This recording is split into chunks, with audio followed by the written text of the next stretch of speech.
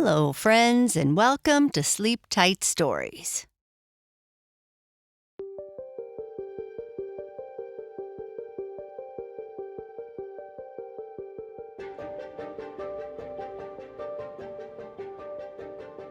This story is about Red before she moved to Earth.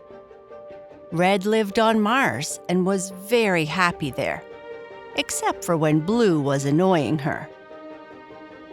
Red is at home with Blue, who is making stinks, when she gets a message from her friend. She heads out to their favorite meeting place, and when she arrives, her friend is waiting for her to share some news.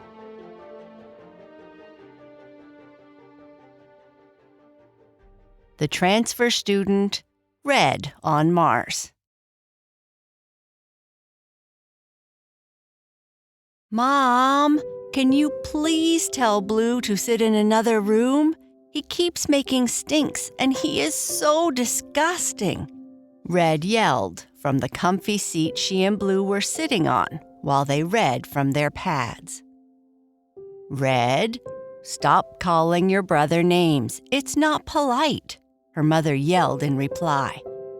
But Mom, he smells bad. I don't smell as bad as you do with that silly stuff you spray on yourself so that you can impress your friends, Blue said as he plugged his nose with his fingers. You're such a stinker, Red replied. No, you are, Blue replied, sticking his tongue out afterwards. Okay, knock it off, you two. Why can't you both get along for one half a cycle? Their mother said, as she walked into the open space that the family used to relax. He started it, Red said, crossing her arms in protest. Oh, Red, try to be the mature older sister, Red's mother said with a look of exasperation. You got a message on our wall pad. One of your friends asked you to meet them at the lookout near the outer rings. Saved by the wall pad, Red said as she hopped up and started toward their home's door. Bye, Stinker, Blue said. Blue. Phew, finally I can be free of my annoying brother for a while, Red said to herself as she exited their house to the common hallway, the heavy door sealing shut behind her with a soft, resonating hum. Considering how much time they spent together, Red and Blue generally got along as well as expected. Still, her little brother certainly seemed to like bugging her, especially when he was bored, which was often. He would get bored even when reading, which Red could never understand. Reading was one of the most fun things to do in the universe. And if he wasn't constantly eating, he would bug her. Basically, she never had any peace. The city around her was a maze of angular structures, with brushed walls and shimmering windows that gave off a silver glow. It was overwhelmingly gray, but Red was used to this. In fact, she preferred it, as gray was her favorite color.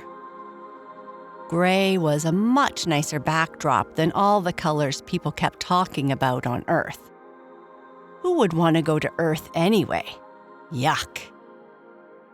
The walkway she lived on was incredibly wide and at least 500 years old.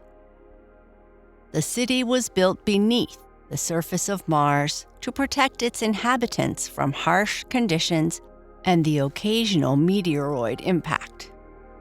Eons ago, Mars lost her atmosphere, and everyone now spent most of their time beneath the surface or in the domes above. Red liked the domes above, but lately they had been filled with too many visitors from Earth and all their loud voices. Why can't they be more quiet, she thought. Red's colorful skin contrasted against the dull surroundings. The grayness of Martian cities meant that people liked to express themselves with vivid splashes of color. So Red applied a liquid to her skin that made her otherwise pale complexion a vibrant scarlet color that sparkled whenever she walked by a bright enough light. She also loved to wear comfortable and colorful clothes.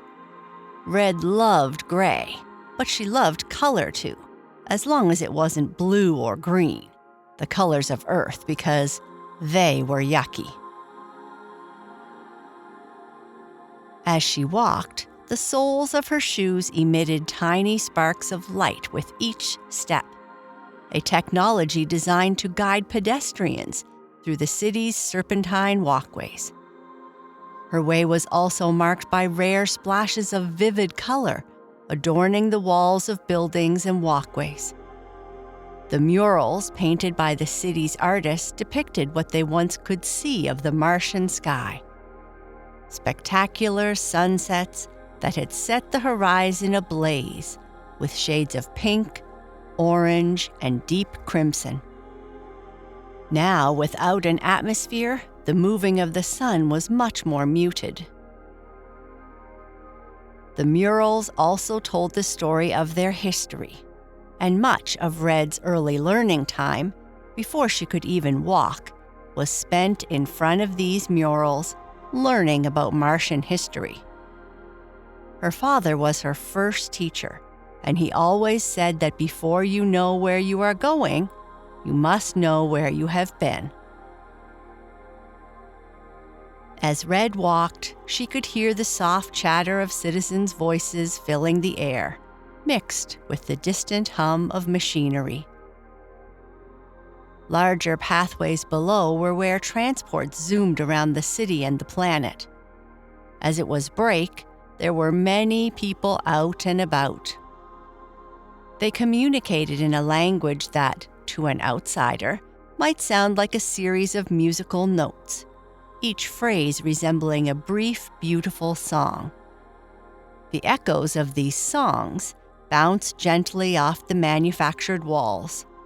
Interspersed among these melodies were the sounds of Earth languages, including English, which Red was required to learn.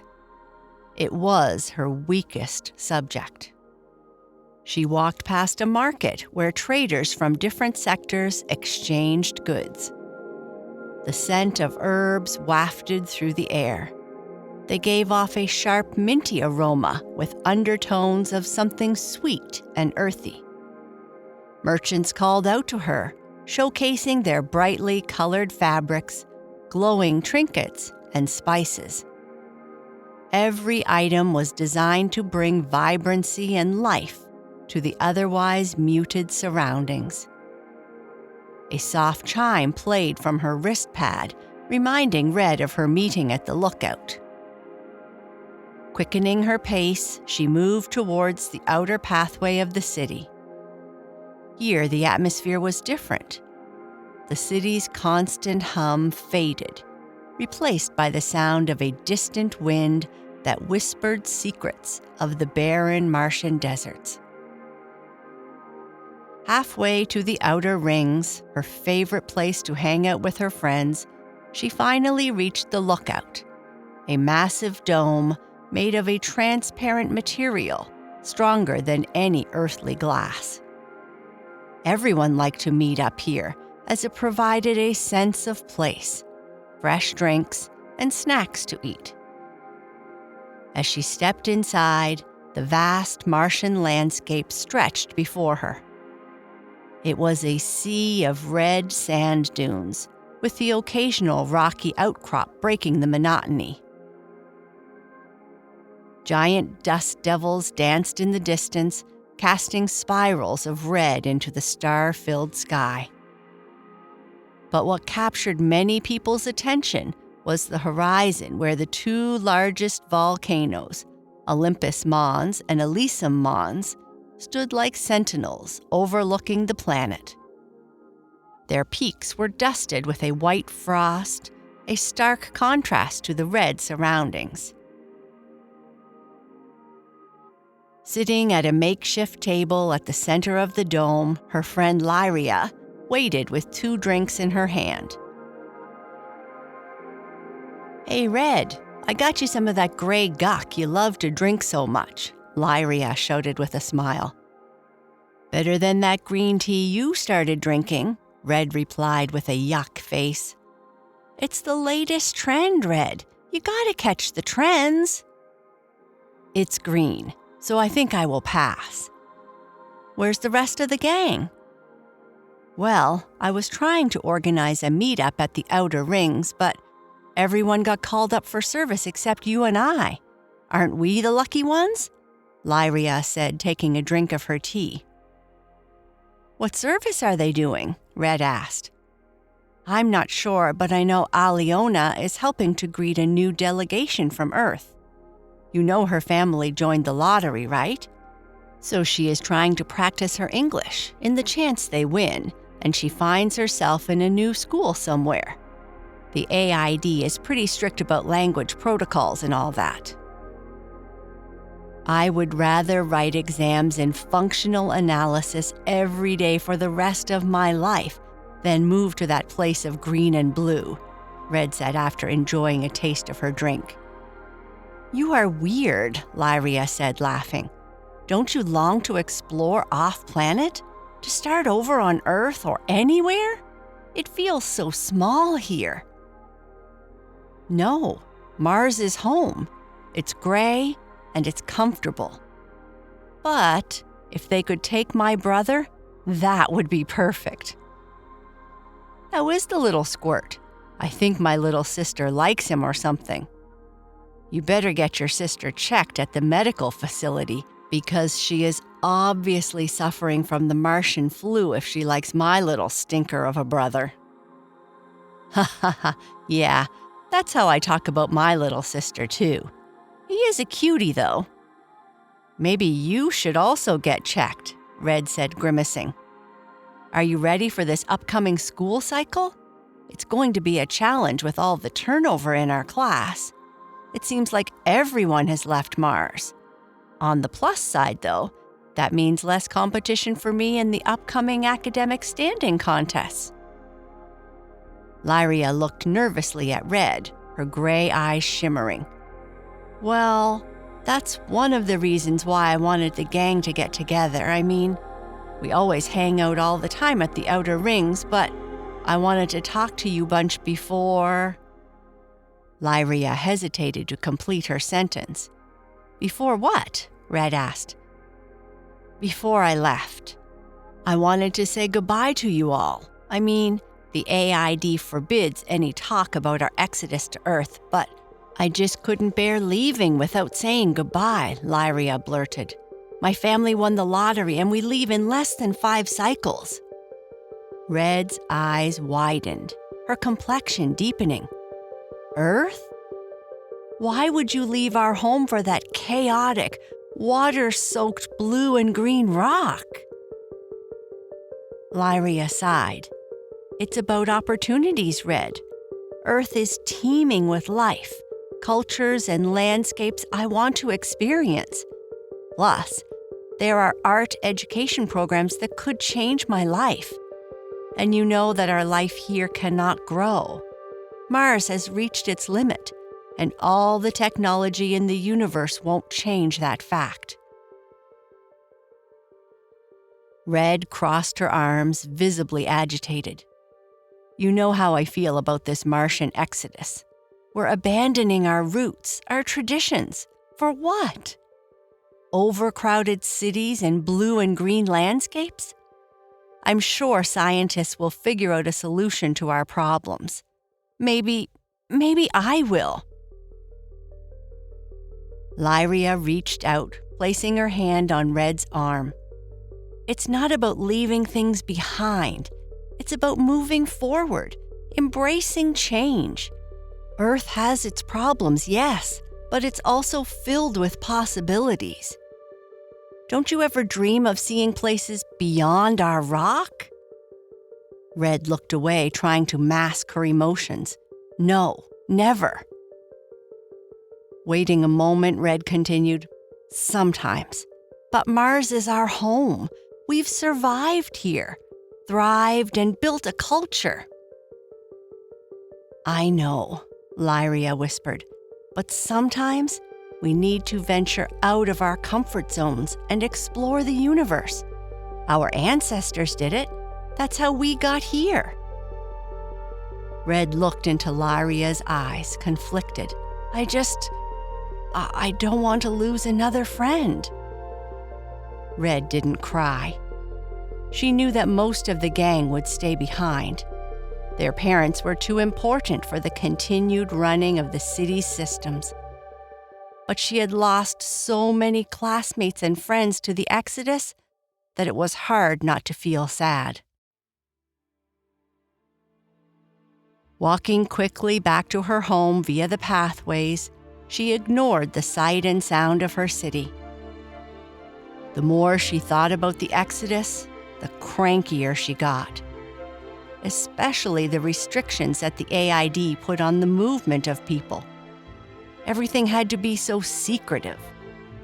Few knew why it was such a secret and what happened to everyone once they arrived on Earth, but it seemed so wrong to have to completely cut ties with your home. She was sure her father knew why. He helped inform the Exodus, which strained their relationship this past couple of long cycles. But he didn't discuss anything about his work anymore. Red arrived at her door, which opened automatically at her presence with its usual soft, resonating hum. Standing in the middle of her home was her father, mother, and Blue. They looked more excited than usual. "What's going on? Let me guess. You are happy because Blue is finally going to school across the planet, and I will now have our washroom all to myself?" "No, Red," her father said. "We are so happy because we won the lottery. We are moving to Earth." Ugh.